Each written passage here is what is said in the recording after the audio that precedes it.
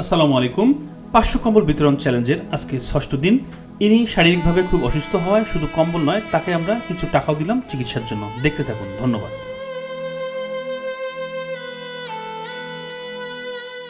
তোমার নাম কি? আমার নাম আজীবন। হ্যাঁ, আজীবন। আজিমন। হ্যাঁ। বাড়ি কোনটে কোনা? এনে ও পাখার চক। ওই পাখের চক। হ্যাঁ। তাতে শীত কেমন? হ্যাঁ। শীত কেমন লাগে? ঠান্ডা লাগে কেমন? ঠান্ডা? তোরে বা বুড়ে মানুষ ঠান্ডায় হাত ভাঙি পড়ি আছো। এদিক ঘুরে, এদিক ঘুরে, সাইকেল এসপেন্সি। হ্যাঁ, হাত ভাঙছে। দেখিস ঠান্ডা কেমন? দেখিস নি কেন? হাত ভাঙে গেছে? ভাঙছে বাবা। ব্যথা কেমন? ব্যথা আছে বাবা, ব্যথা আছে। আচ্ছা, হারিয়ে গেলে হবে না? হ্যাঁ। হ্যাঁ হ্যাঁ। হ্যাঁ, কম যে ঠান্ডা লাগে কেমন? ঠান্ডা খুবই বাবা। খুব। জ্বর ছাড়ে না, এই যে হাত ভাঙা জ্বর ছাড়ে না। ওষুধপত্র?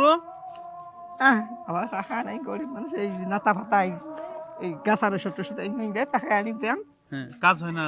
সবাই কয়ে বলে হাত ভাঙি দিয়ে ঠিক করা খাবে। এই হাত ভাঙি দিলে আমি বাঁচং বাবা। সকালে হাত দিয়ে ভেঙছি। তাহলে এই যে শীতত থাকেন কেন করি? কনে না সে কথা।